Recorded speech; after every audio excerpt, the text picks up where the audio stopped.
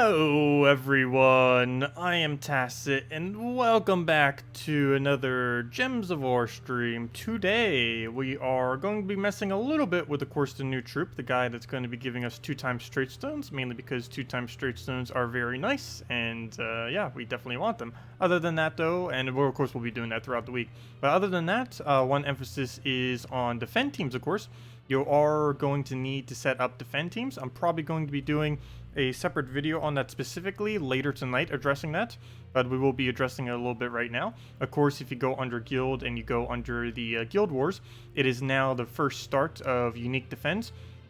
Every single week there is a potential of 12,000 additional points that you can earn from setting 24 unique troops. Every single one of these needs to be used for, and since there's 6 of them, that is 24 unique troops that you would have to use across all of them. As you can see, I've already set something up. I will be modifying these into the future. This is just something I kind of have set up just to kind of have it done.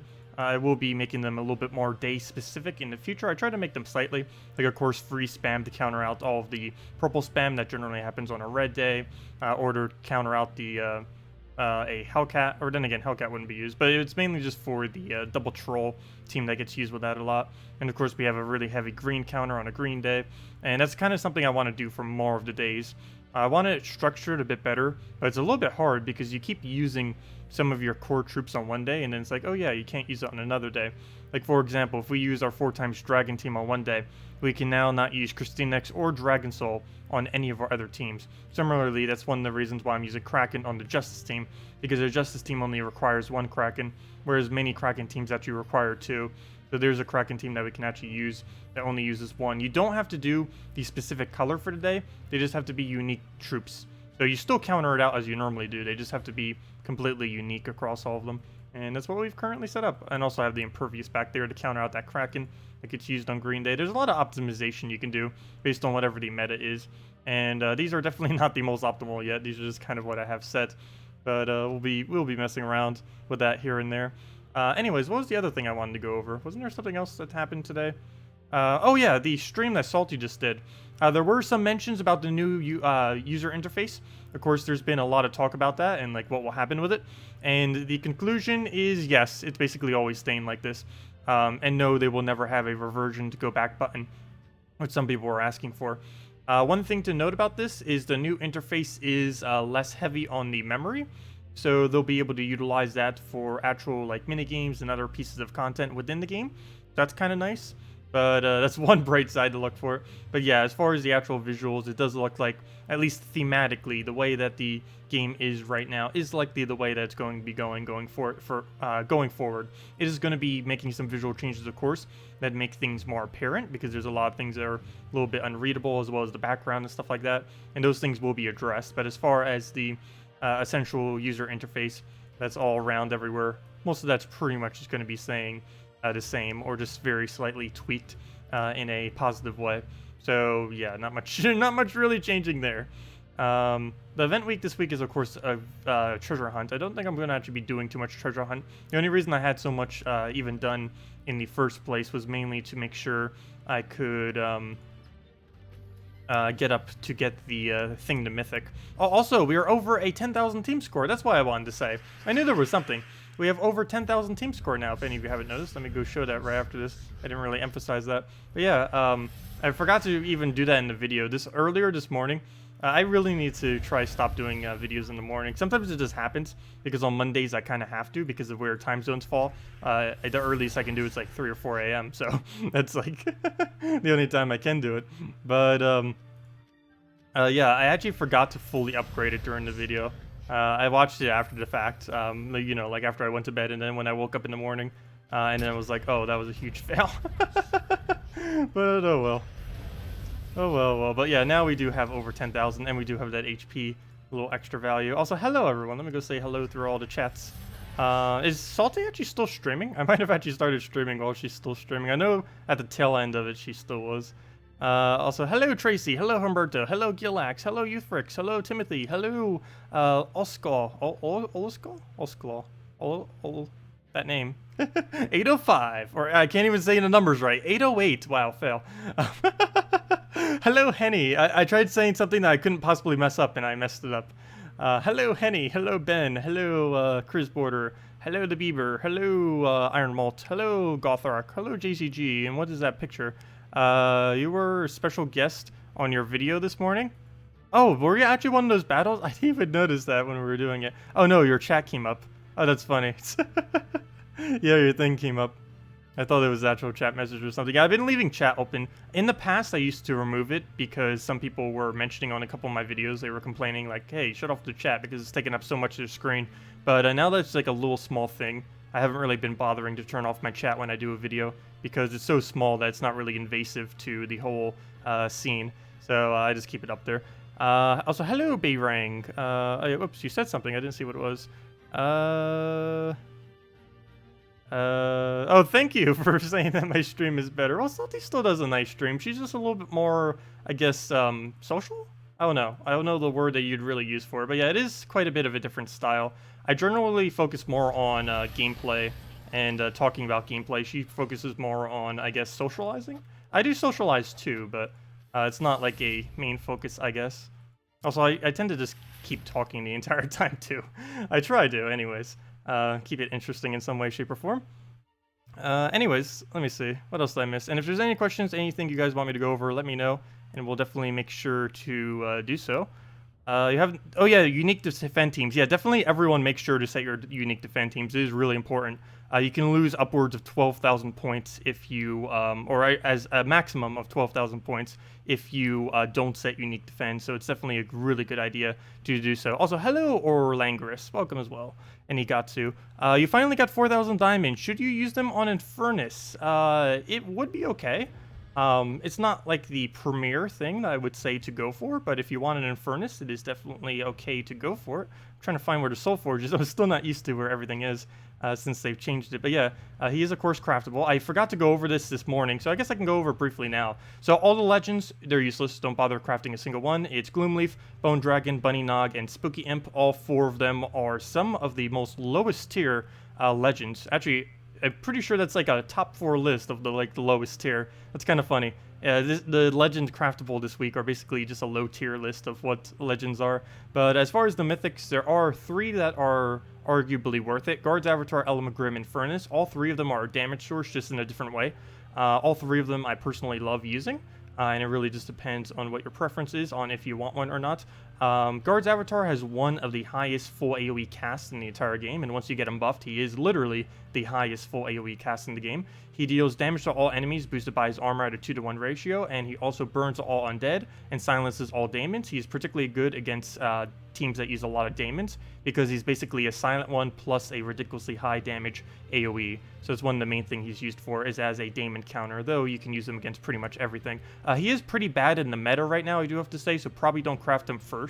The main thing that makes him bad is he's really bad against Kraken, mainly because he tends to get used in 4th or 3rd slot, both locations where Kraken can actually hit him, and he does not like taking physical damage, so you definitely don't want him getting hit by one. As far as his traits, he's not required to be traded, though if you're using him in a loop team, like let's say an Alchemist Hellcat or a Double Troll, because there is a Fire Troll coming pretty soon, next month, I believe it was November 20th, if I remember correctly, we're getting the Fire Troll, which is the last of the colored trolls, but yeah, he's pretty good with loop teams in his final trait. If you can't happen to get his final trait, you would basically want to use him with an honor, like an honor, an apothecary, guard's avatar, and a Corvash all the way in last slot. That will allow you to still boost him up without needing any of his traits whatsoever. So he is functional without them. As far as Infernus, which is the one you asked, actually let me go to Elamagrim next, so you get the comparison of all. Elamagrim's one of my personal favorite mythics in the entire game. Actually, both of those are. Actually, all 3 of these kind of are. But basically, the whole point of Elamagrim right now is Rock Troll, Dark Troll combo. Or really any of the combos that can feed him a mana. The reason I go Dark Troll, Rock Troll is mainly because it has the purple doubling, which is pretty nice since you definitely want a lot of purple with this thing. This I like to use with Infernus or a Yarrow if you don't have Infernus in order to burn all the enemies, and then you just use the boost ratio of the burn to get 12 purple on the board, and then you just loop like crazy. And it is possible, similar to that of a web spinner, though he does it even easier than a web spinner. You can basically just infinite loop until the entire enemy team goes down. A little bit of a high liability of a high mana cost, but basically every mythic is like that. And of course he has Impervious, which makes him just good with that alone. He has the highest damage output of any troop in the entire game with Impervious, so that's pretty noteworthy. He also has a really high attack reduction. For whatever reason, is now a 4 attack reduction. It was reduced down to 3 during a nerf that he got, but for some reason they reverted it back to 4 without even mentioning anything. That's probably a glitch, I'm not quite sure. They might have just overlooked it. But yeah, he does have a 4 attack reduction now, making him even more powerful. And as far as Infernus, which was the original thing you asked for, it's pretty good. It's a little bit situational on the teams that you would actually use him in.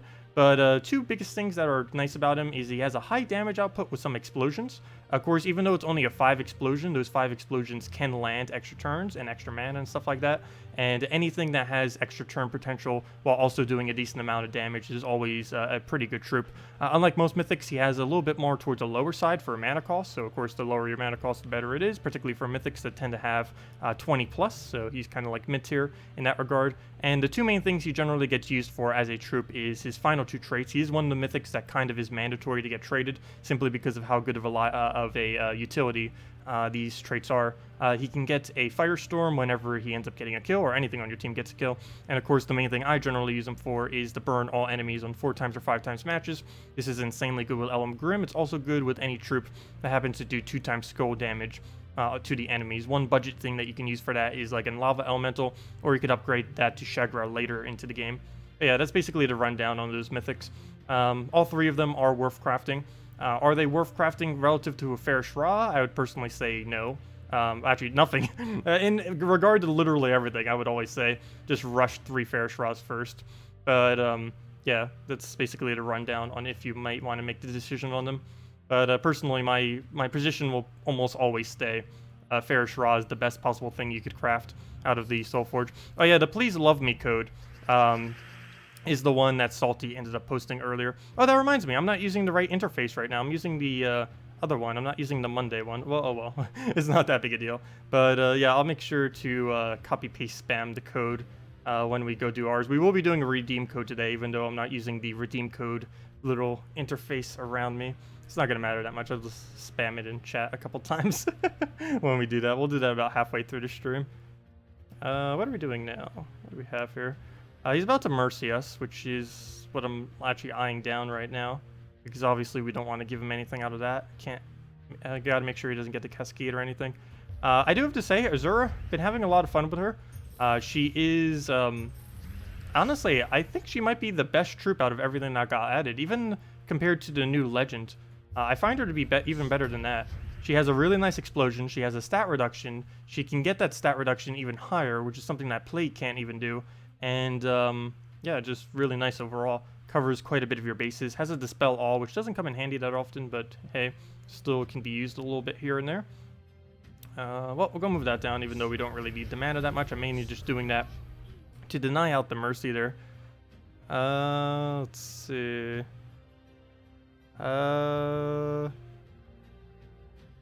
Good choice of teams for tomorrow's Guild War. What's tomorrow's Guild War color? And I can tell you what some teams are.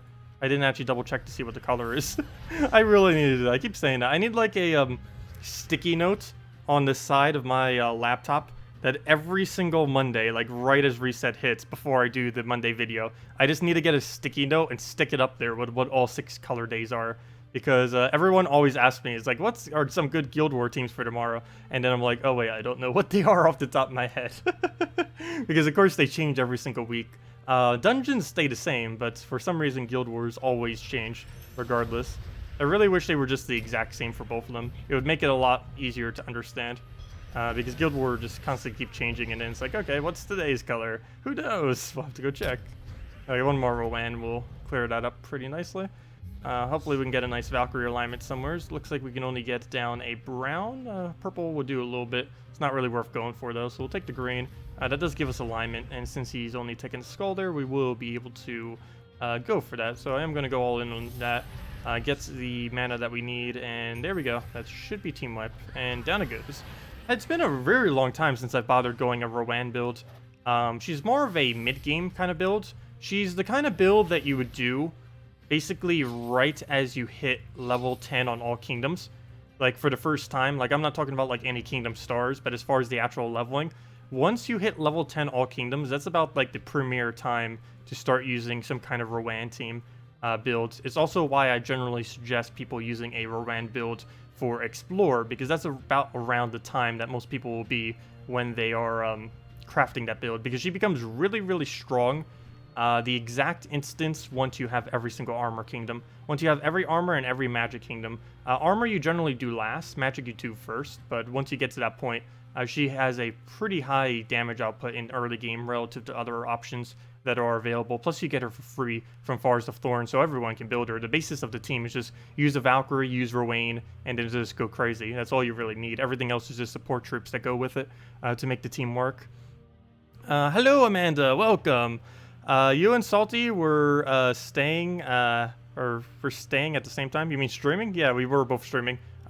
Did she enter stream already? I don't know if she did yet or not. I know when I did end up starting, she was still going.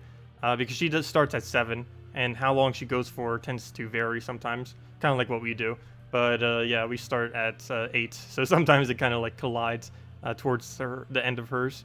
I try sometimes if she's doing something important, like if it's a Q&A stream. Like today, she was kind of just talking and playing and messing around. But if it was an actual like Q&A stream or something, I would actually deliberately wait and delay my stream until theirs is finished, because they might say something really important. But she was kind of just messing around and stuff today, so it didn't really matter if I started at the normal time. Karnix, Ragnagor, Tesla, Draculus. Do you want me to try? I can go do it. Oh, are you suggesting a good red team? Oh, can I recommend a good red team with Tesla? Pure red with Tesla. That's a little bit harder to do. I guess we could go with a Valkyrie Tesla build and kind of build from there. Let me go see if we can go build something. What's an armor buffer for that, though? What Bridget mentioned is decent. I do like having that Karnix. That would give us the mana generation we need. But I think I'm going to go just with the Ragnagord. I don't believe we need a double. So let's go try getting that in. So we need a Tesla team, a Tesla Guild War team. So first things first, for Red Day. So first, obviously, we need Tesla. Let me just get it on red, because we're obviously going to be needing red for anything we do. Should I just go into reds? No, I think we kind of know what we're going to do here. So if I could actually type the full name, get a Ragnagord in there. We get ourselves a Valkyrie. And do you have a Crimson Bat? Because that would help quite well. We could also do a second Tesla.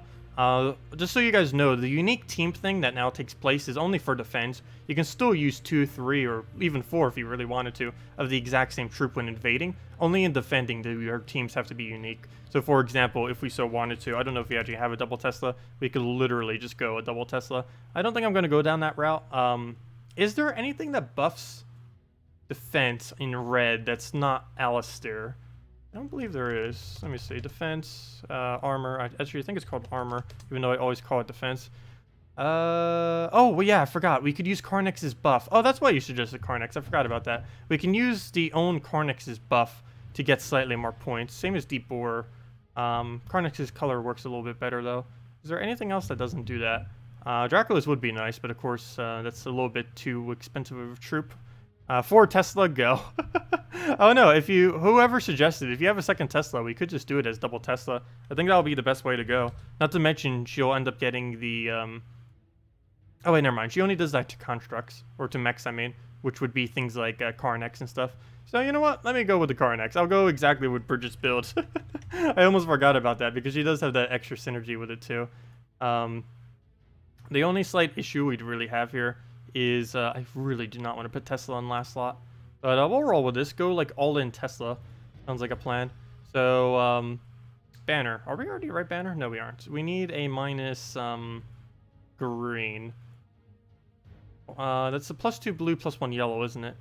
Yes, it is. That is okay, because we have a Valkyrie. That's like super all in Tesla. I meant all in. I didn't mean that all in. That might be a little bit too hard into her, but we'll see what happens. So the ideal here is go crazy with Karnix first, get Ragnagord up then, and then get Valkyrie, get Tesla again. So basically we explode with everything. Actually, I guess the most ideal thing would be first turn Ragnagord. This fills Karnix, use Karnix, this fills Valkyrie, and hopefully Tesla as well. We use Tesla, get the Valkyrie into the Tesla, get a double Tesla cast, and go from there. Of course, we didn't get the Surge. Oh, wait, we did get the Surge. Oh, I forgot to give a +1 brown to Ragnagord. That is pretty important. Never mind. Change banner to have a +1 brown on Ragnagord. Banner should probably be a +1 brown yellow then. I forgot about that. That is really important to have that +1 there. So you can one turn the Ragnagord. Now we're 1 mana short having to wait for him. Same reason why you need the +1 for Valkyrie. So yeah, never mind. Brown yellow would be the banner. I messed up there. Oh, we already failed. Let's see if we lose because of it. So far, so not bad. Let's see. We'll go get the red explosion there. 1 mana short, really? At least we got the Karnak, so we'll throw that down. Nothing else that actually denies a little bit of his skulls on the board, too. He has Famine, and I have no response to that whatsoever. We don't have any mana drain. Maybe we should have gotten a Moloch instead of a Valkyrie. That actually probably would have been a better idea, because we don't really need a Valkyrie, especially against like a mana drain kind of spam. So we'll throw that down, and it is going to hit us very hard. Wow, that hits hard. 1 HP though, so success. We have survived, but now it just dies to the damage off of Famine's drain. So it does look like we will lose this time around then. Yeah, I think the biggest mistake was actually putting a Valkyrie on this team. I wanted to try using her for a double Tesla. Definitely not going to work against mana drain in this composition. I think the problem is I have too much support and not enough damage by getting rid of that. Yeah, of course Draculus would have been the better option. I just don't think the person who suggested it has a Draculus. I generally, whenever someone suggests a team, I try to go no mythics, ideally. Because I assume most people don't have any mythic that I might end up using within it. Oh, there goes Scion. Don't do it! Don't do it! Otherwise, almost every best team that I would end up doing would include a mythic in most cases. Most mythics are pretty situational when they get used, but within that situation, they're probably one of the best. Like Draculus for being a true damage, or Reality for being true damage. Some of them for being summoning, and just kind of utility based in what they do. Like Famine for mana drain too. Can't forget that. The mighty mana drain. Still really annoying, I do have to say.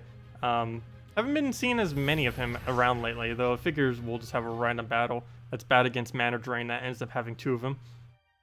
Okay, so he's gonna get a summon there, not much we can do about that. One more Tesla will get a clear though, if we can somehow get full mana literally right now.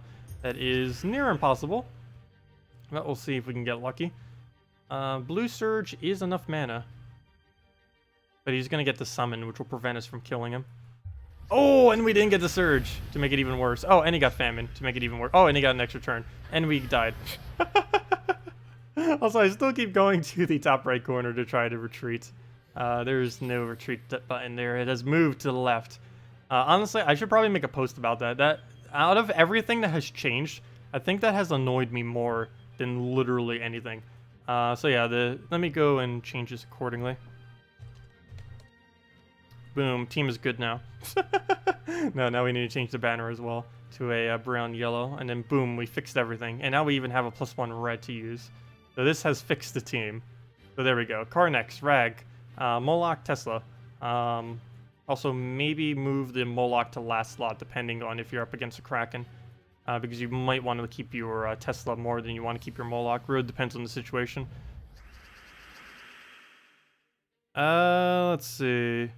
You can see your invite code on the settings. Oh yeah, your invite code's on the settings menu. If you go under any settings menu anywhere, it will show you your invite code right there. There's one on the main menu in the bottom right where there's a little cog button. There's also one in the top left. Also, if you're on PC, if you click the escape button, it's the only hotkey in the entire game, but clicking the escape button will automatically bring up the page to retreat and everything. I might just need to start using this instead of clicking in the corner.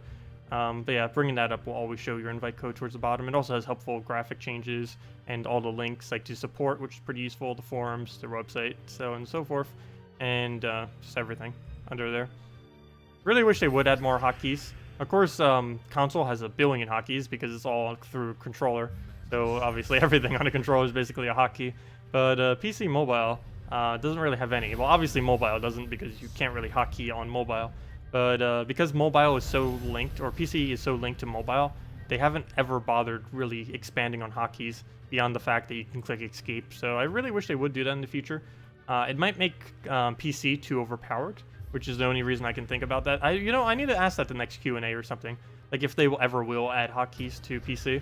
The only thing I could ever see them making an argument for against that is, like I mentioned, it might make PC too easy compared to console. I mean, PC too easy compared to mobile, since you'd be able to speed up everything quite a bit if you were able to hotkey literally everything. Hello, Anarchy, welcome. What did you miss? We went over some defend teams and the fact that you need to set them. I should probably keep mentioning that like every 15 minutes. We'll be doing a video on that, though, later tonight, too. Should be able to get something out for it, because I definitely need to explain it before tomorrow. I can't not do a video for it. It is pretty important part of Guild Wars now. I have mentioned in the past, I just haven't done a specific video kind of addressing it, and like what you might want to set for teams on given days. I'm not really going to be giving too many specific teams yet, I don't believe, because I haven't actually tested, but I'll be giving like general strategy as far as what is good on every single color day that I know are things that people are using. So we'll kind of base it around that. But until we actually get to see like what works, what doesn't, because there's a lot of teams we haven't really bothered messing with. But it's definitely highly advised to set 24 unique troops on your defense. You can do so by going into your Guild War page. This can earn you as up to about 12,000 points. So it's definitely highly advised to do it. So if you go under Guild, you go under Guild Wars, and we go over to Defense. You can see here that there are a bunch of defend options. To change a defend team, you just click this top icon and then just switch it to whatever team you're interested in using for that specific day. To change it, you have to go to any edit team area, change it, and then go through here and then change it through here. Doing it just through the edit team will not actually switch your team, which is one thing I was confused about, and I think a lot of people are actually confused about, because there's really no indication on this button that you can click it. Even when I hold down on it, it doesn't even do anything. It doesn't indent inwards, it doesn't do anything. I click on it, and it gives no indication that you can click it, even though you can to switch your team. Oops, I just clicked that and I have no clue which one I had it on. I guess it was Trolls. Like this, if I hold down, you can see like it shows you like it's possible to be clicked. A lot of the new interface doesn't do that. Like right now I'm clicking down on Sentinels, it doesn't. On Register it does, but they really need to improve on that. A lot of things don't really give much of an indication on if you can or cannot click it. Like this is us holding it down. Doesn't show anything. It just does a little click sound. There. That one doesn't do a click sound, but it does a color. They really need to be more consistent with that. But yeah. Anyways, you just click the top thing, change it, and you get 2,000 per team that uses 4 unique. And you can get a total of 12,000 from using 24 different troops across the entire thing. This isn't a guaranteed 12,000 points. It just ensures you that those 12,000s are earnable. So out of those 12,000, I believe in a normal week, you'd only get about 9,000. I'm not quite sure. We'll see when it actually happens. But it does not like a guaranteed 12,000. But you're guaranteed to get basically like 10,000-ish less if you don't do this at all. So it's definitely highly advised to actually change them up. Game changed all defense all the time. Oh, every single Monday, it changes every single defend team you have to whatever your current defend team is underneath your normal PvP thing. So whatever you have set here, every single one of your 6 teams will be set to this every single Monday. So if you're wondering why your teams keep getting switched, that is why. Why they have it like this, I do not know. But it is how it currently works. So next Monday, every single one of my 6 teams will be switched to Scion, Ragnarok, Famine, Death, in which case we will have to go and switch them back to whatever we are currently using or want to change them to. So yeah, that's really annoying, completely pointless, and I have no clue why it acts like that, but it does, so we have to deal with it. Anyways, oops, I didn't mean to use this team. I'm using a bunch of random trolls. I want to try using the new guy in almost every team I use this week for the most part. 2 times straight stones is one of the best possible reward weeks to have, and while I do have a little bit of an excess of trait stones at this point, you never know what might be introduced to the game that may require me to have even more, so it's always nice to have a reserve. Another resource I really need to make sure I accumulate more of, which we're actually for sure going to be needing more of, is souls. We're pretty low on souls. I think we have, like, what now? Not even 200,000, which of course in the whole scheme of things that actually is a decent amount of souls, but compared to late game content and how much the soul forge costs for some of the actual content, it is a relatively small amount, because once they unlock a new weapon, boom, that's 1.3 million souls right there down the drain that we'll have to throw into it just so we can show the weapon. Even if it's not worth getting, we still need to show it. We will be farming those eventually. It might be its own stream when we farm it. We were mentioning that earlier. Maybe for like the 3-year anniversary thing, we'll go stream the entire day trying to farm souls. I don't know if it'll specifically be for the 3-year anniversary day, but we are definitely going to do it at some point in there. Okay, so he's just going to go crazy here. He did indeed get the Devour. I really wish Element Grim would work in last slot on this team. I might just have to start using that one guy that has Impervious whenever I see a Kraken. He doesn't work as good as the Infernus, but he has Impervious. And Impervious is very needed against these Krakens. Not only to dodge the freeze, but also to dodge, of course, the Devour. You're enjoying your Protective Rowan team? Yeah, that I do have to say was the best one. I almost felt like doing that again during this morning's video because some of them weren't really going that well. And then I was like, oh wow, this first one did like so much better. But yeah, it's been a while since Rowan had like a meta team. I wouldn't really say that this is like the new best team out there, but for this week, it is completely sufficient to use this for literally every battle you have. It wins against everything pretty easily. It has the main reason for that is it has a little bit of everything in it. So regardless of what you're up against, you're going to have some kind of way to take them out for the most part. So yeah, you get a lot of reduction too. Like right here, we get a gigantic start once you get the Valkyrie into her. That is just such a solid combo. And like I mentioned, I honestly have to say, out of every troop in the New Kingdom, Azura is like the absolute best, and you get her for free too. It's very rare that they make the best kingdom within a troop, or the best troop, wow, the best kingdom within a troop. The best kingdom within a troop. The best troop within a kingdom is very rarely the epic troop that you get for free. Okay, anyways. The best kingdom, I mean, the best kingdom within a troop. That's great. How on earth did I switch that? Okay, anyways, let's get a Valkyrie. Also, that pretty much guarantees you Valkyrie almost every time, unless they're specifically countering out yellow or red from the board. I'll go throw that down, and get herself a team clear. Okay, never mind, we need slightly more damage, but we can easily just Valkyrie into that. And there's our slightly more damage, and down it goes. Also, one other nice thing about... Oh wait, come on, Dragon Soul, let us win. One other nice thing about this team is you gain max souls pretty much every time too. Which of course is nice since we get a little bit of soul accumulation as we play, which is always decent to do since you can passively gain around 3 to 10,000 souls per hour just from having a soul farmer on your team, like a Valkyrie or Dragon Soul or something like that. And while that's a pretty small amount compared to actual soul farming teams, if you're winning at the exact same rate, then it doesn't actually take away anything from your experience, and you don't really need to go out of your way to farm souls as often as you normally would. I used to do that a lot in the past, like use a soul farmer on literally every team I ever do. I've been stopping that a little bit as of recently, but I do need to start getting back into the groove of doing that, or at least attempting to here and there, because like I mentioned, there are needs now that the Soul Forge is out to actually accumulate souls. So they're not like a dead resource. It's one of the reasons why I stopped it for the longest time, because they did basically become a dead resource where there was nothing to actually sink them into. But then Soulforge came out, and then boom, there became everything to sink it into. Oh, that reminds me. How on earth did I not do that? Oh, I know why. I didn't use Wisp. You may have noticed I didn't use Wisp on any of my defend teams. I remember why now.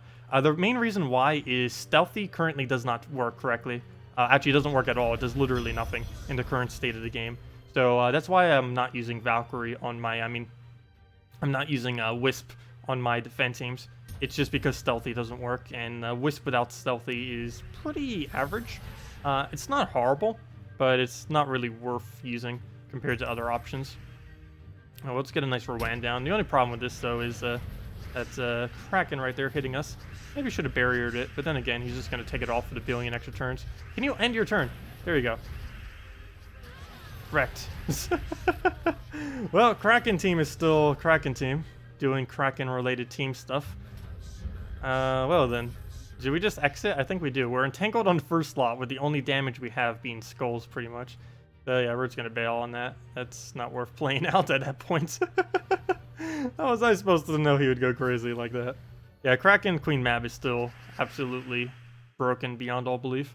Next thing that gets nerfed definitely needs to be that combo.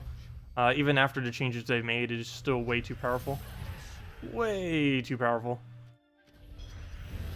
Oh, there we go. Nice full board clear. Like I mentioned earlier in the video too, she's one of like the cheapest options you can do that can consistently get a board clear. Just use her into Valkyrie, and it's a pretty nice combo. Valkyrie also has the lowest mana cost of any of the casters that do it. Same as Alchemist. Alchemist and Valkyrie both tied at that lowest mana cost there. To be able to get a convert down. So they're pretty convenient for doing stuff like that. Oh no, don't get the Devourer. Don't do this again. We need a ban system. I'll ban every Kraken in existence from us having to face it in PvP. Okay. Where do we move here? We'll go and get another Rowan cast. Is it even worth casting her though? She has such little armor right now. I can't really help that though after it just did what it did. I'll go throw that down, get herself an explosion. I was hoping for full mana there. It does look like we're going to come down to another lose due to Kraken, though, at this point. Let's see. How much time do you have to put the codes in? Wait, how much time do you have to put codes in? Not quite sure what you're referring to with that question. But I get all the codes from the devs. I don't actually create them myself. So any of the codes I just get from Salty and stuff like that. But yeah, I can easily pull up any of them in like a matter of seconds, assuming I still have them. Speaking of that, after this battle, we'll probably give out the code for today. Go move that over. Go throw it on the win. What's the last troop? Tacet head is in front of it. Oh, sorry. Oh, I forgot about that. I didn't double check to see what the visual thing is with my head here now. The last troop on this team is the new Wave Rider guy. That is what he is. I forgot about that. I might need to move my head like all the way over or something. Will this block anything? No, I don't think that'll block anything. Yeah, thank you for reminding me about that. I haven't actually changed my head location since the new interface. So yeah, I think here is fine. This is kind of like even. I'm not really blocking anything for the most part. I think I'll block the attack value on the last troop. But in all honesty, that's like the most useless value to know is what the attack value is on the last slot, because in almost every battle you will never actually use that stat, so that's probably not too big a deal. But there we go. I have moved. We will be able to see it now. Or should be able to. Yeah, I completely forgot about that because of the new interface. Oh, please don't end us. Don't do it. Don't do it. Don't do it. Don't do it. No, why? That's over. We have to try killing a Kraken that can one-shot us now. Did we try for it? We'd have to take like 6 skulls before he takes 1. No, that's probably not going to happen. Well, we'll give it a shot real quick because we can. Might as well. Let's see what happens. Okay, last color I'd want to really convert out, but it does give us a skull, so I will go for it. Nope, we're dead. We're dead. It's over. Let's see. Is that enough damage on the next Kraken? No, it is not. He got reduced enough. No. Wait. Yeah, it isn't. Unless he gets to devour. Oh no, we're entangled now, though. No! Okay, we're just retreating. This is pointless. If we weren't entangled, maybe I would still try for it. Fail. Hey, Strawn, we're up against you. You're still using the double Kraken Forester. I believe it was the same thing we faced you with earlier, except you were using a different banner at the time. You know, if he doesn't actually yield us any wins, maybe I should stop using him. The problem is Rowain and Guard's Avatar. Everything that has an armor boost right now is so ridiculously bad against Kraken because they're made to be 3rd slot troops. But the problem with that is Kraken hits 3rd slot. Not only that, but the tentacles also hit 3rd slot, and you can't barrier it because the tentacles will easily just wipe it out. With the double Kraken, one of them will take out the barrier. All they has to do is take 1 extra turn, and he'll hit us with 3 damage, plus he'll remove our barrier. Because one will remove barrier, the other one will do the damage, and then he can just keep doing his cast. So it doesn't really serve much of a purpose to do something like this. Also, for whatever reason, Submerge does not actually work against Kraken's final trait or anything. There isn't a single thing that Kraken does that it stops. And it doesn't stop anything from Queen Mab either. So, yeah, it just completely wrecks it. Okay, well, we have, like, no skull damage, but let's go get a really huge explosion. They're all 20 blues. So you're enjoying Gorgolfa, Dragon Soul, Rowain, and Wave Rider? Yeah, that's always pretty nice, too, using the Gorgolfa combos. One of my personal favorites to do with something like that is just the Gorgolfa Christine X Dragon Soul combo, and then you use anything in the last slot. It's been a pretty solid team for a while now. Yeah, basically just using our Gorgolfa tank up front is a pretty good way to go. Haven't been using those as much just because skull spam has become a lot less relevant, and skulls in general. And Gorgolfa is generally used to counter that kind of stuff. But if it's not really being used around, if everyone's running Krakens instead, it's not as desirable to really be using teams like those. It still works really well though. I might need to get back to it a little bit because if you are using the just a throwaway troop in last slot, and if you're just running with the core of the middle two, you'll have enough damage to win with, because the Krakens will only throw all their damage to basically to the 1st slot and the last slot. They also hit 3rd slot slightly, but if your 3rd slot doesn't care about being hit, then it won't really matter as much. So you just keep casting with your high 2 damage sources in the middle, and then you can kill out a Kraken team via that method. It ends up working out decently. So we'll go give our armor buff here, get the Submerge, at least protect it a little bit, and ideally we can just Valkyrie here into the win. If we could find our extra turn, that'd be great. Is there not one on the board? Currently not, so plan B is just explore below the entire board until something happens, and then we can go for it. That's how the team's supposed to go. Too bad it doesn't go like that more often. But we'll take what we can get. Also, Strawn. Is Strawn actually here? I don't even think he's here tonight. Oh, well. Oh, no, you are. Sorry. I'm really bad at noticing. He only said like 10 chat messages. Also, did I miss anything in chat? I probably did, based on the fact that I didn't even see Strawn. But yeah, if any of you guys have any questions or anything that I might have missed, please relieve them. I might have missed them. Sometimes get too into the game and then I'm like, oh, zone out, and then don't see chat as much. Try answering as much as I can. Let's say, oh, hello, Royal Lee. You're a returning player. Did they make an EXP change? Yes. There has been a billion different EXP changes. You seem to be getting levels so quickly, and it is concerning because you can't fully trait your troops yet. Yes, you do gain a lot more EXP than what you used to. The main thing that might be contributing to this, if you happen to be in a guild, is the fact that you gain EXP from a bonus from winning in a PvP day. Actually, it doesn't show here, but whenever you win in a Guild War day, if you happen to be partaking in Guild Wars, you'll get 100% EXP bonus for the following day, and that is a really, really substantial bonus relative to how much EXP you would normally gain. Another thing that may be happening is you're playing a lot of quest lines. Quest lines give more EXP than anything you could possibly do in the entire game, so generally it is a good idea, particularly as a lower level, or particularly if you're finding battles to start to get hard, to stop doing quest lines and instead shift over to something like Treasure Hunt or to PvP. This week it's actually particularly good to do Treasure Hunt because it is a event around it where you gain event gems, so you can get that into extra resources like gems and stuff like that. Basically every 20 turns in a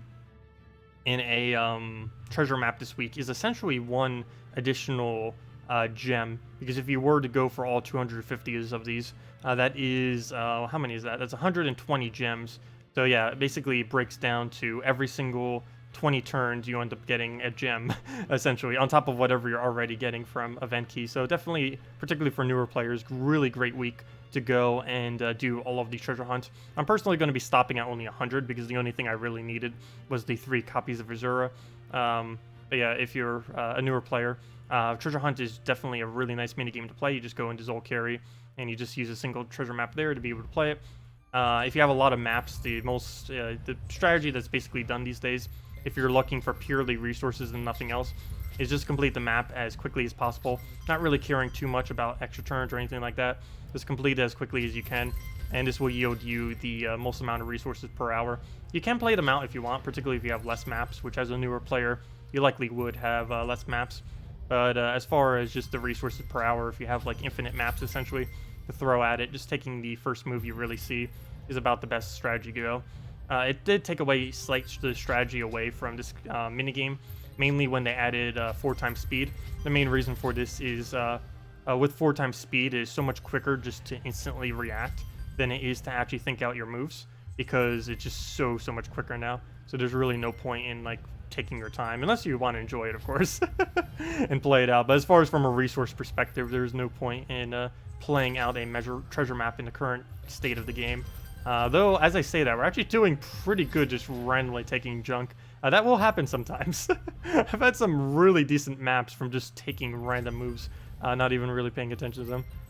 Now I'm starting to pay a little bit more attention, but still just trying to go as quickly as possible through them. Upstairs was a really dumb move right there. I have no clue why I took that. Generally, you don't want to take from the top. It's about the worst location you can go for because there's very little room for stuff to actually cascade down. And of course, you want to have as many cascades as you possibly can in order to get more extra turns like that, and also just to free up the board a little bit more. There was a 5 times there. I generally don't like having to convert out those resources though. That, and I didn't even see it, so there we go. Okay, well, let's go, what do we go for here? Let's move that down so we can take the extra turn right there the following turn. And where does this bring this? I guess we'll just end out the map soon because we're really running out of space to do anything. We have too many high resources at the top because it was just randomly taking moves so quickly. So now we just have a gigantic bunch right there that we can't really do anything with. And now we have a really mixed amount of resources. We don't have a clump of any single resource. So we're just going to lose due to the board being too populated with stuff we don't really need. So at this point, it does look like the match is over. Let's move that down. Lucky extra turn out of nowhere. Another nice extra turn out of nowhere, I'll take it. Very good. Move that down, move that over, and the map will end 2 more turns. Nice cascade, very good. And that's match. And this gives you normal rewards, and you end up getting a event gem for every single 10 turns you do. And you can see that on the bot at the end here. And hey, we even get some gems just from normally playing. Those aren't the gems I was referring to, though. The gems are from the actual event gems once you start hitting the actual objectives for the week. Yep, there we go. Treasure map's still pretty bad resources, but for newer players, it's one of the best things you can really do, particularly given that they don't actually have any EXP associated with them. So if you're concerned about having a too high of a level, which can happen in this game, for any of you that don't know, one of the reasons why you do want to maintain a lower level as a newer player is for a couple of reasons. One, quest lines get harder as you level up. The first time they start getting higher is at level 30, you get a different AI. At level 50, you start seeing traits, and I believe at level 100, every single troop is fully traded within kingdoms, or almost fully traded, somewhere around along those lines, and I don't believe it upgrades anymore from that. But in PvP, it perpetually keeps getting harder and harder the higher your level.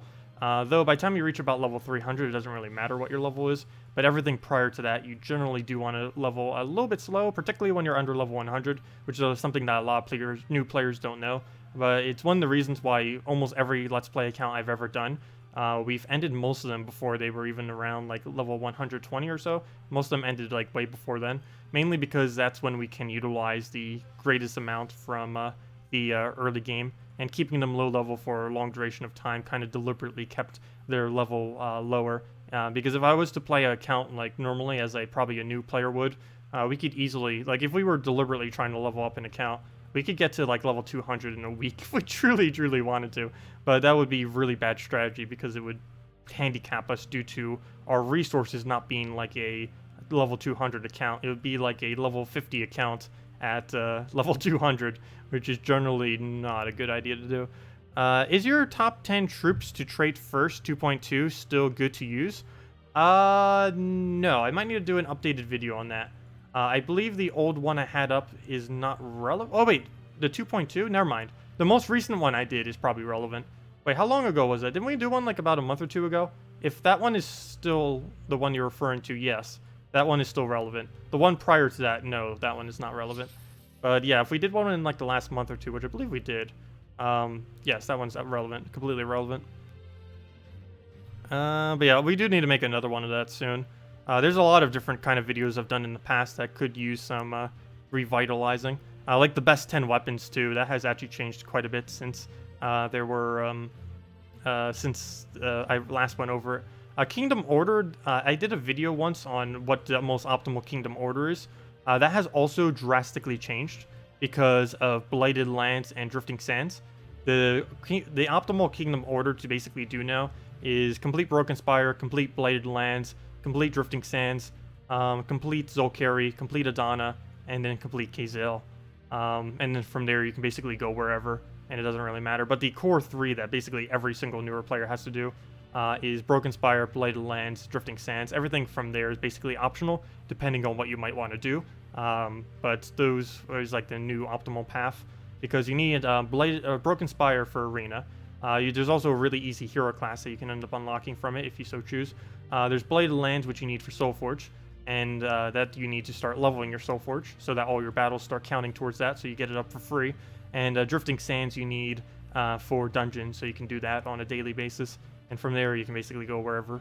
The reason why you might go for Zolkari is you basically get infinite maps after completing this kingdom due to Tyree being able to farm them infinitely. And Kazale you do, or Adana you do just to kind of complete it out, so you can do the Kazale bonus quest line. And the Kazale bonus quest line gives you the easiest to obtain full AoE weapon in the game, which is War and Peace. It's a 16 mana cost weapon that hits all enemies and gives all allies 2 attack. It's a rather average weapon, but for early game, it's one of the most top tier things that you can easily obtain in a short amount of time. You could literally make a new account and have War and Peace by the time you end that account after like about like 3 to 5 hours. If you were to play that long straight, you could literally just go Broken Spire to Adana to Kazale, get that weapon, and boom, you're ready to go.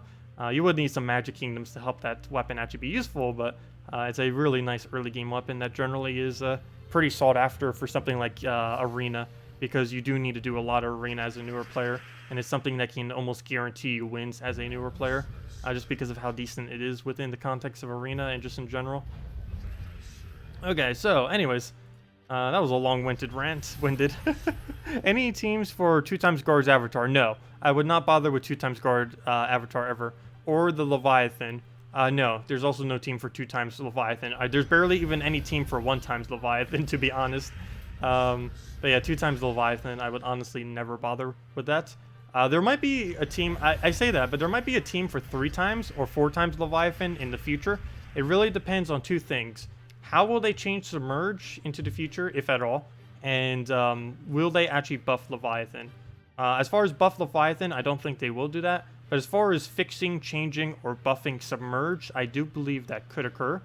Submerge seems pretty lackluster as far as everything that it does. It also doesn't work to some things that seem like it should work. Like, for example, against Kraken, against Queen Mab, stuff like that doesn't work at all. It doesn't even do... it specifically says, if I go into it real quick... oh wait, I can't see the Submerge thingy. I can see it on him, though. Submerge specifically says, avoid all damage effects targeting the whole team. So you can see, damage effects. So you would assume that would be almost everything.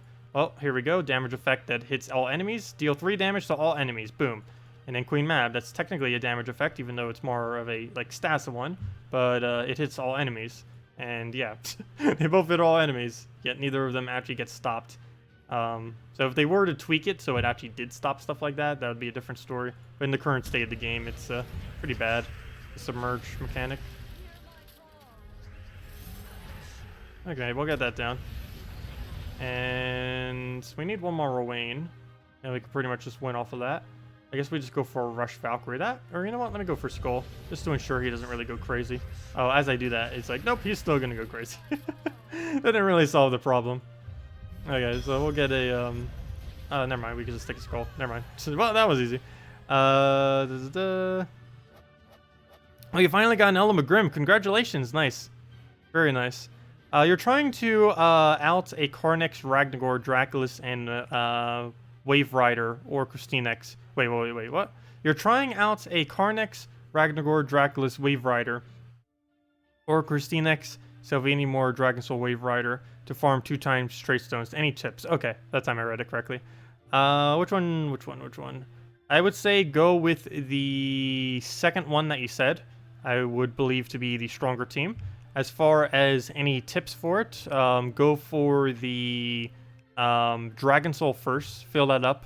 Set a +2 purple, +1 red, -1 yellow banner. Rush the Dragon Soul, cast the Dragon Soul, get a KrissTigger off, hopefully land the KrissTigger, and just keep damaging with those. And you'll cast Sylvanie more occasionally.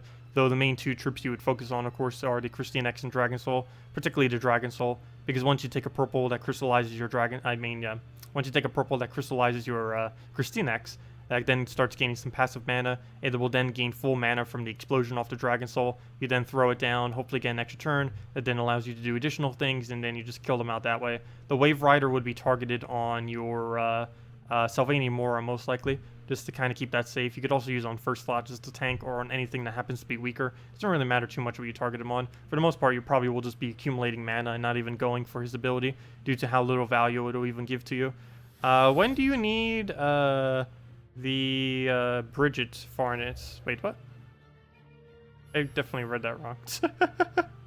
Replacement for Sylvanie Moore or not? In the team that you mentioned there, I don't think you need a replacement for Sylvanie Moore. It's pretty nice to get those entangles off, particularly if you're up against something else that will also be entangling you, or doing some kind of other disable like a Scion that drains your mana. So yeah, I think it's perfectly fine to have Sylvanie Moore, assuming it's fully traded. If it's not fully traded, then I guess just double up on a KrissTigger or a Dragon Soul would be perfectly fine, since you probably already have them. So you could just go with that strategy then instead. It'd make more sense to double up on the KrissTigger if you happen to be able to do it than that of the Dragon Soul. You definitely want the KrissTigger instead, because if you happen to be able to crystallize him, that gives you twice as much mana there, because you'll be gaining 4 per turn instead of just the simple 2. It's still perfectly fine to have only 2, but of course getting that extra is always nice. Also, it is starting to downpour outside. That came out of nowhere. I didn't even know there was going to be rain tonight. And just like here, it went from like complete silence and then just like complete downpour. I don't know if you guys can hear it on the mic. Probably not, because it's coming from like the other direction. But yeah, it definitely started raining pretty hard out of nowhere. Anyways, he just converted out my blue. What is this madness? Okay, well, we'll go buff that up. Oh, we actually get a convert down. Very nice. And that will give us the board clear that we need. Look at how much value that gets instantly. From a board with no blue to like a perfect setup. That's insane. Okay, but we'll go take that skull real quick. Throw Rowan down. Go from there. If you need Ferishra, Yasmin, Chosen, Jotnar, and Ketris, we'll definitely go for Ferishra first out of those. Next best out of that after that, I would almost say is Jotnar now, to be honest. I haven't been using Jotnar much since he got buffed. Mainly because I still feel like he's a little bit too slow of a troop to really bother with. But he is really, really decent true damage now. He can hit, if you were to use a full giant team, which is generally kind of like what he's made for. If you go a full giant team that's fully barriered, he can now hit 16 higher than what he was previously able to hit prior to the most recent patch, which is a quite substantial amount of damage, obviously. Oh wait, I thought that was an extra turn. Oops, that cascaded weirdly. Wait, why did I even take that? We could just easily kill it with Rowan. Oh well. Down it goes. You saved 616 event keys, even after Melantis 5 stars. Oh, 40 Draculus. Are you saving that for next week? Nice. I actually don't have nearly as many. I think we only ended up saving like 150. But yeah, next week is a Halloween-themed event week. We are going to be getting 3 new troops, one of them being a legend that we're going to need to throw event keys for. Probably should have mentioned them on the Monday video, because some people might spend all their event keys today and not save any. But they do tend to do that a lot, like do a really good event week before another really good event week. And then there's like 2 really good event weeks back to back, so that people don't have enough resources to actually throw them all. I don't know if they do that deliberately, but it does come up quite often. I don't think they're doing it intentionally, it just kind of happens. But because Halloween's right around the corner. It's not like they can change the date that Halloween occurs. But they are doing something a little bit special for Halloween, a little Golvania event. And we are getting 3 new troops, and it's very rare that they actually give out 3. We're going to be getting 2 that you can get with Glory, and 1 that will be in the event key drop pool next week. So definitely a good idea to have some gems or some to throw it down on them. It's not really something I don't think you'll need to get to Mythic, so if you only have like 50 or 100 event keys, it's still going to be perfectly fine. The 140 I have is probably way more than enough. I'm only going till I get 1 of him as a drop. So, but yeah, it should be pretty interesting. It's a double transform. It's also going to be introducing a new troop that's like a mini Crimson Bat, which this game has been needing for a while. As far as Crimson Bat, he's been a really good troop in this game for a very long amount of time. At one point, he was even the strongest. Like, when the game first came out, he was, like, way beyond overpowered. But he's more towards balance these days. But we've been needing a early game version of Crimson Bat, and they basically are adding one next week, which is kind of cool for the whole Golvania event thingy. So, yeah, we'll see how that pans out. I don't think it's going to be meta and anything, but it'll be a nice alternative for newer players who don't have the capability of getting the Crimson Bat. Like, I know my Let's Play account, it's probably never going to see a Crimson Bat, but we'll easily be able to get the new kind of early game substitute for a Crimson Bat, which would be kind of nice. It'll also make true damage slightly better, since there'll be another alternative. And in teams where you might need a Draculus, you can now instead try to substitute the new guy that's going to be coming in. So it's kind of nice. How do you create another account on PC? The easiest way of currently, the methods that you had to do for this in the past has changed. But as far as the current method that you do, the easiest way to basically change your account on PC or make another one is to start a new Steam account. Oh, oops, we're entangled, fail. But if you start a new Steam account and you just start Gems of War up on that account, it will start from a completely new file, and then you can just start playing on that, and then boom, there you go. You got a fresh new account to go use. That's what I'm currently using for my new Let's Play account, or the most recent one, I should say. The other two kind of got, like, lost. I wouldn't say lost, but they drifted away into the version changes. I still have all the files and everything set up for it, but the format that they do to change them has changed, so that doesn't really work. I haven't bothered recovering them, even though I technically could, mainly because I have no need to actually go back to those older 2 accounts. Both of them actually had a decent mythics too. One of them got 2 mythics, the other one got 3 mythics. One of them had 2 mythics at like level 60. Very low level, was kind of nice. But yeah, I really have no need to get those accounts back. I generally only build all the new accounts just so I can show early game stuff for newer players. That's generally what I do. I might be starting another Let's Play up soon.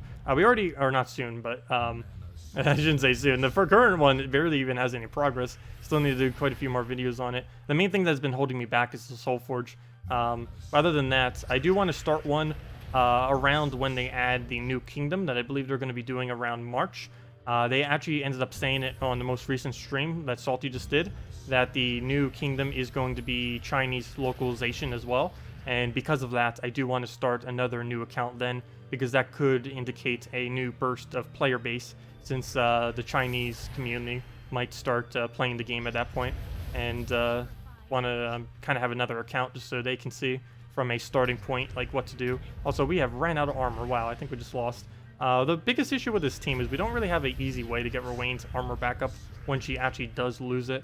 Once she loses it, we pretty much just lose.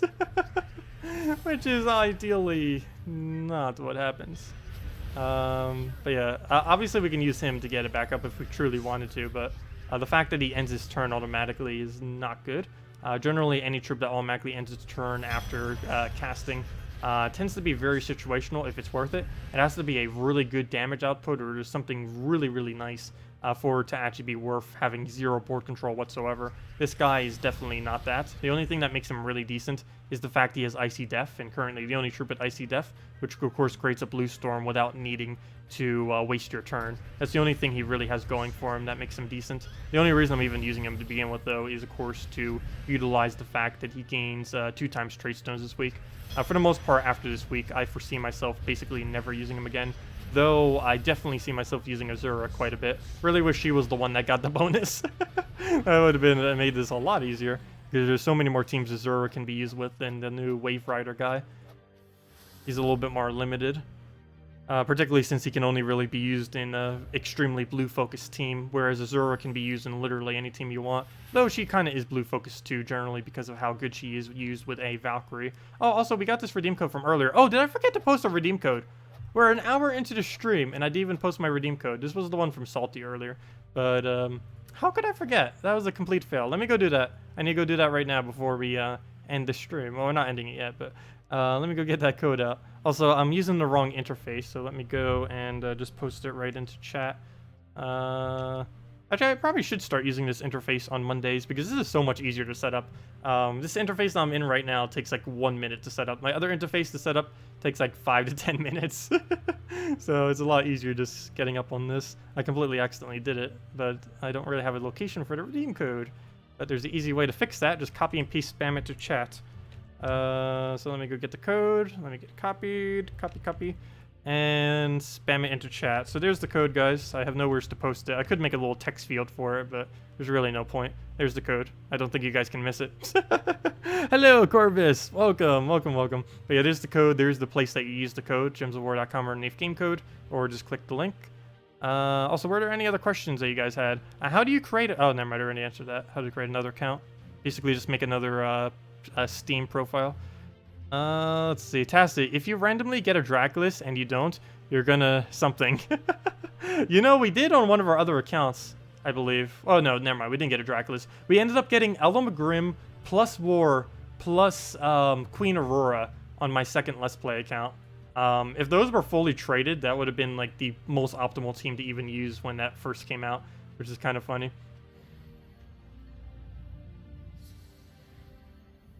Let's see. What are you doing? Don't spam your own chats. Well, I wanted to make it visible so that people can see that's there. It'd also be a easy way to go and look back into chat in case someone comes in like a little bit later. But then again, I don't know if they can actually see back into chat on YouTube. I'm not quite sure on that. But yeah, if anything else, we'll just repost it when soon. So that people can see it who are getting here a little bit later. Is there a guide to Guild War defend team somewhere for beginner players? Most of them seem to be... there is currently no guide to defending on early game accounts. I have done a guide on how to set defend teams, and I'm actually going to be doing something kind of similar to that today, later today. We'll be getting that out. Actually, it'll probably be more like tomorrow morning by the time it actually gets uploaded. But we'll be doing a video kind of going over the strategy for setting defend teams, because I know a lot of people don't have the core troops that are required for doing so. I'll kind of like point out like troops that you need to look out for and like kind of use and stuff like that. But yeah, it's really hard for newer players to really build into defend teams for Guild Wars. The main reason for this is a good majority of what's actually good on defend, like what's actually meta and like the best things to use, are basically all end game troops. Guild Wars is not really made to be more of a early game kind of thing. It's made for more like mid game and late game players. So it is relatively hard for some kind of newer players to actually get into, simply because you kind of do need a little bit of a base of troops to really be able to work within it. The biggest piece of advice I can really give to a newer player, though, is your goal is just set 24 unique troops. Doesn't even really matter how strong they are, though optimally, or ideally, they would be stronger. But basically, just make sure you have 24 uniques, because this will not penalize you at all. Because now, as of the most recent patch that came last week, setting defend teams that are all unique, so 24 different troops, 4 unique troops in all 6 of the teams, if you end up doing that, you will end up earning more points for your Guild War battles. You can earn up to 12,000 more points. Realistically, we don't know exactly how many points we'll get, but we could assume, so, hey, we got double Celestials, very nice. But we can assume it's somewhere around about 9 to 10,000 or so for actually setting those unique defense. To set unique defense, all you have to do is go to Guild, go to Guild Wars, go to your defense, and there's this new screen here now. As you can see at the bottom, it says potential bonus points for the week from the current teams you have set using 24 different troops, and we get 12,000. And as you can see, for every single team of 4, we end up getting 2,000, which of course totals to 12. So across all 6 of these teams, we have to be using 24 different troops. Ideally in as strong of a format as you possibly can, though your main priority is getting 24 different ones into them, because that's what determines your actual points. Of course, them being strong is what determines you lowering your enemy team's points, essentially, because the stronger these teams are, the worse the people that fight you will be doing within the context of the Guild Wars. But yeah, just make sure none of them repeat. To actually change the team, you click this little icon right here, and this allows you to change them. You can edit too, but this does not save it. So if we edit and then do a bunch of stuff, that will not actually change a team. To change it, you have to specifically click on this top icon and then manually swipe and then go to whatever team you want to go to in the format and then switch to whatever you want to go to. And of course, for every single color day, you want to try to deny the color or do some kind of really high damage. Let's take our green day, for example. I know Kraken's going to be used, so I want to freeze. I already used a Queen Mab, so I couldn't use Queen Mab. So instead of Queen Mab, we went with an Ice Golem.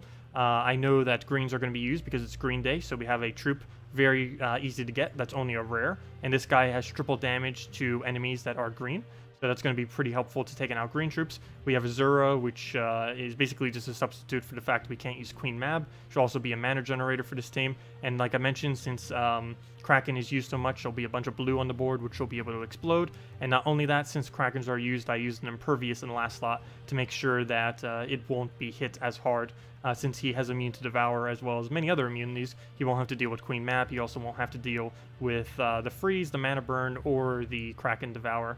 So he'll be pretty safe against all of that. And ideally, we just kill them with a bunch of Salvage Hunters from the mana generation off Azura. But yeah, stuff like that. On Purple Day, I'm just using my Purple Spam to kind of go into synergy with whatever purples they might be creating. It could misfire and then give the enemy a bunch of purple, but ideally we'd be able to do enough damage with that it wouldn't matter. And on something like, let's say, a Red Day, people like to run infinite loops like this, and if they're not running this, they're probably running some kind of Alchemist infinite loop or something. So I like using a Freeze, and of course Queen Map is the best freezer. So we went with stuff like that. I went with Scion on Blue Day because a lot of people tend to lead with Scion, so it's good to have Scion versus Scion battles, and just stuff like that. Yeah. I'll go over that a little bit more later too, and as well as some more of the budget side is what to use. Generally, the easiest way to kind of go about it is see what has triple damage to a specific color, double damage to a specific color, or the removal of whatever the color day currently is. Like, of course, for a blue day, you could do something like a Mirror, which has 2 times damage and does true damage. For something like a green day, you can use that Salvage Hunter, which is only a rare. So there's definitely a lot of early game options that you can be using. As far as how optimal the teams you can get will depend on what you really have, though. But there's plenty of budget stuff that you might be able to fit in there, here and there. Let's see. Oh yeah, you can always play back the stream. You can see back in the stream if you are interested in seeing anything from earlier. But yeah, we just showed all of them again. So I unintentionally just did what you asked. I didn't even see your question, but we answered it. Let's see. Is there a guy? Oh, never mind. I already answered that too. Do you think Amira is worth using on blue days now for Guild War defense? Yes. Personally, I won't be, but she definitely is worth it. If so, any team suggestions? You know what? Actually, she might not be worth it now that I think about it. There's one reason why I actually just changed real quick. I forgot, Stealthy does not work anymore, or at least in the current state of the game. There is a mini patch coming, I believe, in the next week or two that will be addressing that, but in this current state and time, like literally right now, Stealthy does not work.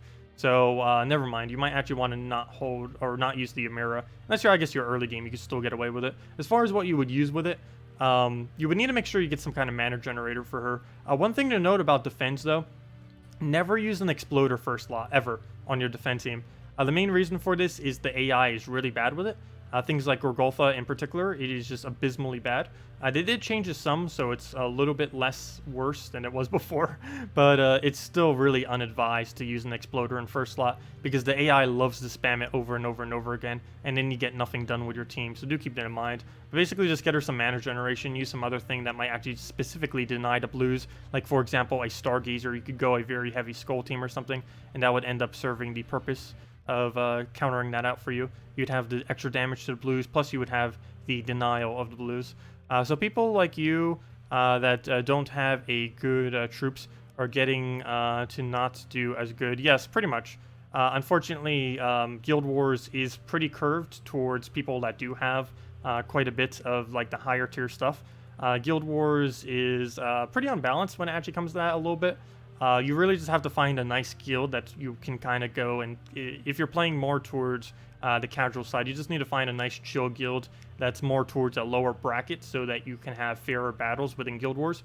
Because if you try going to like the top 10 brackets, particularly the top like 3 brackets, you'll find basically like all of the most meta overpowered teams in the entire game, and many of these people will be extremely high stats. So if you didn't have a lot of kingdom upgrades and stuff like that, it will be pretty hard for you to actually fight them in many instances. Yeah, the balance in Guild Wars is a little bit weird. It was made to be end game content. It was never really intended to be much of a early game kind of thing, because it does require you to have not only a really good working knowledge of the game, but also having a pretty decent stash of troops, upgrades, stats, and just everything in general. That it basically congregates every single mechanic in the game together just to make a experience for people who are like more towards mid or late game players. Personally, as an early game player, like for example on my Let's Play account, I don't even bother with Guild Wars. There is very, very, very little need to as a newer player.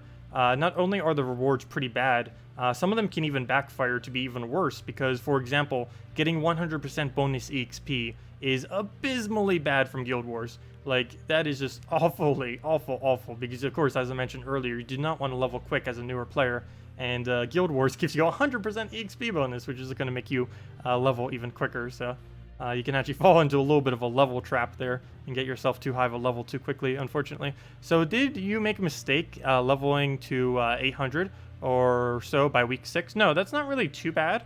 You might find yourself quite a bit behind as far as like upgrades and stuff compared to some people. By the time you reach over level 300, almost all battles that you do are going to be almost the same as far as your level range, so it really doesn't matter how quickly you level beyond that point. And since you've already reached beyond that point, I don't think it's going to be too big of an issue. What I would mainly do with that higher level, since higher level can sometimes get you into a better guild, you can try seeing if you can get yourself, if you're not committed to your current guild that you're in, seeing if you can find one that's within a nice requirement that you like maybe 100,000 gold or 300,000 gold per week, something like that, so you get more resources passively. And while this won't help you immediately, it will help you over a couple weeks' time, since you'd be able to get a lot of Guild War, not Guild War, but a bunch of guild rewards. Of course, during a guild, there are 12 tasks that you can do every single week, one for each of the color.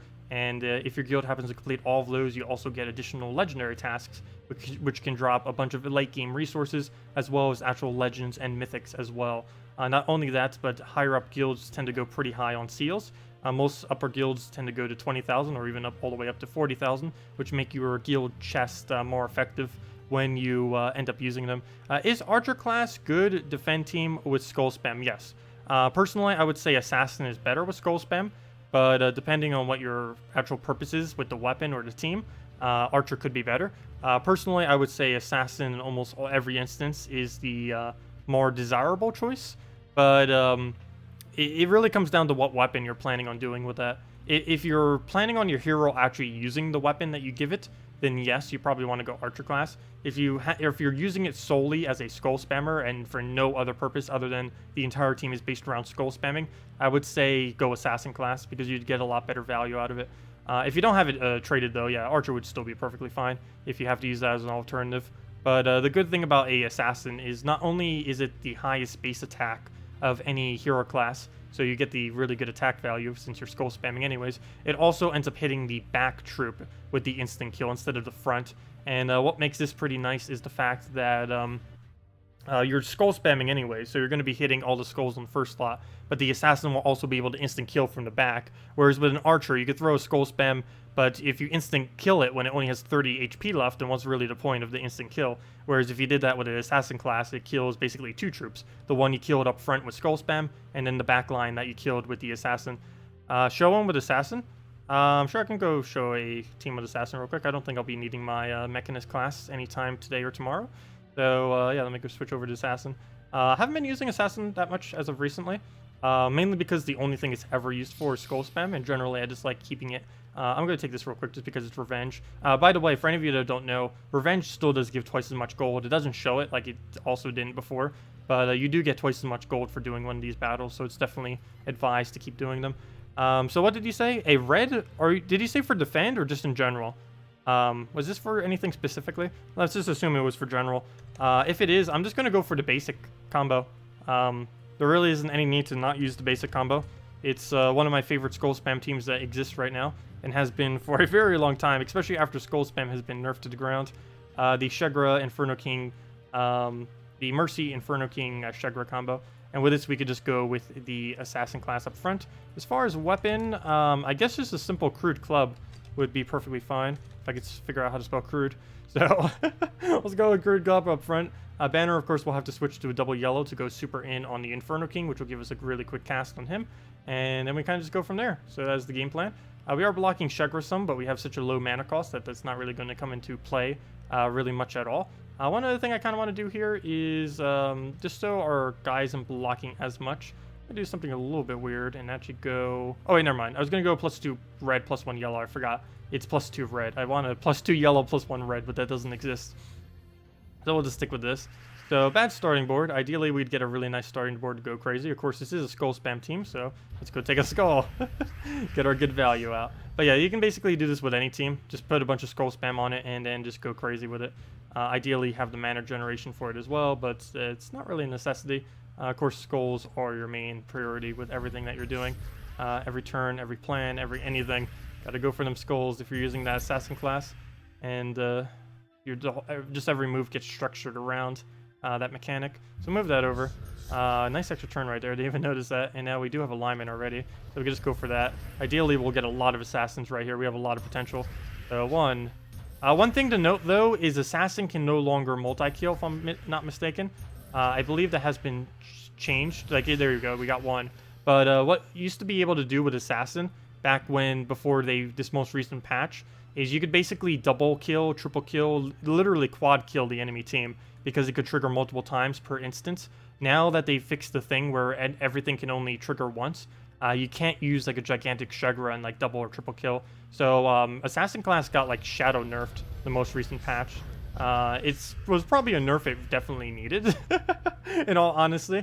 But it did technically get nerfed the most recent patch, so do keep that in mind. Very slightly. It can no longer multi-kill with the procs on them. But that's with everything now. You can't multi-trigger the Krakens, you can't multi-trigger freeze, you can't multi-trigger stun. They fixed all that kind of stuff. But it hits assassin class pretty hard because it was pretty fun messing with him. He was already pretty mid to low tier anyways. But yeah, wish that he's still kind of at it. I do see why it was too overpowered though, but it's one of those changes that actually happened that were probably fine from the most recent patch. Like, some of them seems a little bit weird. Like, for example, Moloch not being able to multi-trigger is obviously really bad, given that his trait is already abysmal. And there's a few other instances of it. But, yeah, it would be cool if if Assassin still did it. But for balance reasons, I guess that is fine. One thing to note about Assassin 2, one interesting interaction that it has that Archer doesn't. If Archer hits a Gloomleaf or anything that has Skull Reflect, it will instantly die if it triggers the instant kill. If Assassinate triggers the instant kill on something and it happens to have Retaliate with the 25% or 50% skulls, it will not die, unlike the Archer class. Basically, what an archer does is it makes your skull do infinite damage, or infinite. It makes it do a really, really large amount. Whereas the assassinate actually triggers just an instant death on them, kind of like what a Dracos does. So they both function slightly differently than each other. And the way that assassinate functions is slightly better, since you can't actually accidentally kill yourself by using it, whereas with the archer class you can. But yeah, that's the archer class. I mean, the assassin class. Is it really worth using? I wouldn't really bother with it. It's not something worth going out of your way to trait, that is for sure. But if you want to mess around with it, it is indeed the best skull spamming hero class you can possibly use. There's no hero class better for skull spam than that. The only problem is skull spam, of course, isn't really particularly decent at the moment, particularly with all the forest trolls and stuff going around that have entangle. I haven't actually double-checked to see if you can trigger through entangle since the most recent patch. We'll go test that at a later time. That would take a little bit of a while to actually set up to try to do that now. But we'll check into that later. But yeah, Assassin class is fun to mess around with. I wouldn't bother building into it, though. It's not worth it. It's red-purple trait stones, so there's plenty of other things you could throw that into. First thing I'd probably go for is like a Mist Stalker, then work into Dragon Soul. In Guild Wars defense, also a Void Portal is really nice if you're using that for Guild Wars. Thanks for reminding me. But anyways, the gamer and his wife. In Guild Wars defense, does a hero with different weapons count? Yes. As different troops, yes. So if you use a bunch of different heroes with different weapons, that does indeed count as different troops. Do keep in mind you would have to switch your hero class almost every single day if you were to do that, because assuming you're using multiple different weapons, you're probably using different colored weapons, and you'd most likely want to switch your hero class to associate it with the weapon every single day. So that would require you'd have to wait for that little timer thing, and you might not be able to get the optimal hero class when people actually start fighting you. So personally, I wouldn't advise setting your hero on a bunch of defend teams, but yes, setting them on your defend teams does indeed count as separate troops. So there's like, what, almost 200 weapons in the game. You can set any of the 200 weapons on all 6 of the days if you truly wanted to, and just use any of these. But yeah, these all count. There really isn't much that I would really bother using. Maybe like Creeping Death and a few other ones that are maybe okay. Mountain Crusher occasionally, like if you're using a mech class or something that gives a 50%. There's a few of them out there that are okay, but about 95% of weapons are basically 100% dead content in Guild Wars, and almost in general. But yeah, if you want to mess with it, it's worth going and messing around with. But personally, I wouldn't really bother. Not only do you have to constantly keep doing the hero class switches, but hey, they changed the icon for War and Peace. Oh, how could they? Did anyone notice this? Look at this. They changed the icon. I just noticed that now. How could they do such a thing? Wait, that's big news. Anyways, that's not too big a deal. Oh, they changed it for Sun and Moon too. What is this madness? They changed War and Peace and Sun and Moon. Wait, where's Fire and Ice? Did they change Fire and Ice too? Fire and Ice. No, they didn't. No, yeah, they did. Or did they? Those are the same weapons. I thought they were upwards before. Maybe they did. Yeah, they changed all 3 of the weapon plus weapons. The 3 dual-colored full AoE weapons. The Fire and Ice, the War and Peace, and the Sun and Moon. Ones that cover blue, red, yellow, purple, and brown, green. They changed their icons. How could they do such a thing? What about a giant defend team? You would use Euro Fire Mantle, hero using fully traded Titan class with that one blue Titan weapon, whatever that's called. Yeah, the team would end up being, if you were to do that, it would be that, using the fully traded Titan, a Ural. You would need Jotnar. I would not even bother with a full giant team if you don't have Jotnar.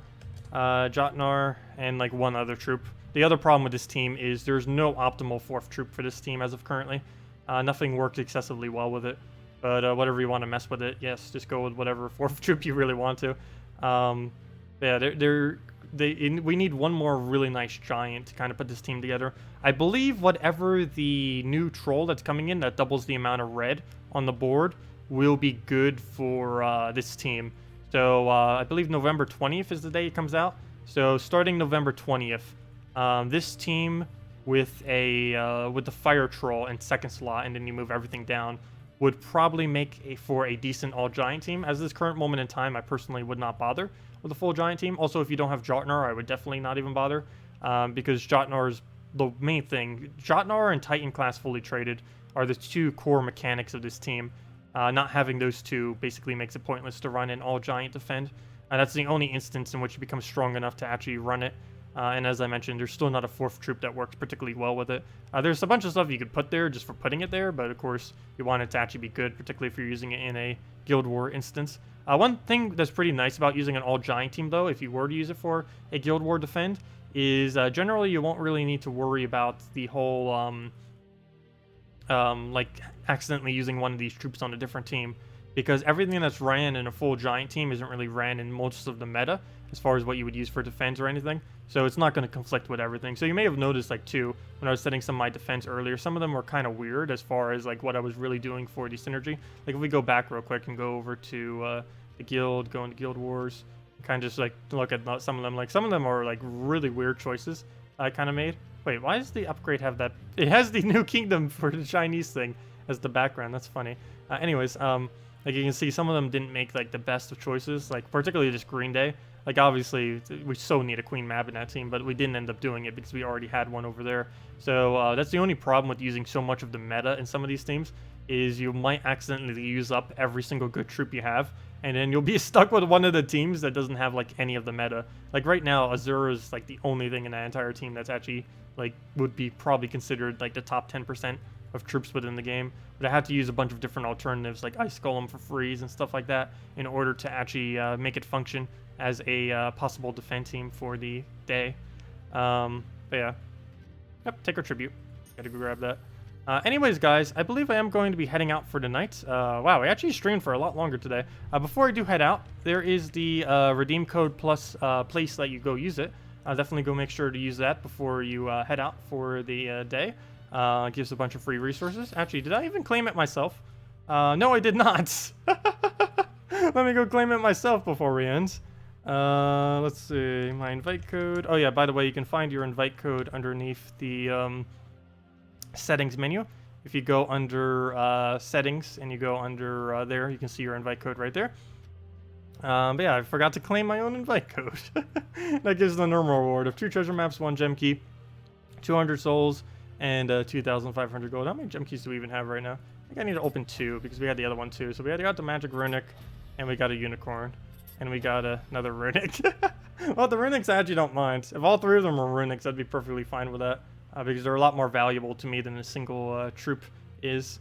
But anyways, guys, I am going to be heading out for tonight. Thank you all so much for coming down. We will be streaming as we always do every single night at 8 p.m. Eastern Standard Time. Tomorrow will be the first Guild War week. Tomorrow marks the first Guild War week where we will basically have a unique team statue fight, because tomorrow does start the whole unique team mechanic thingy. So yeah, we'll get to see how that really pans out and see if people are actually using different teams. I don't know for sure if people will actually start doing it this initial day, or if it might take a few days before people really start getting into it, or maybe a week, because a lot of people may not be noticing that they have to set unique defense.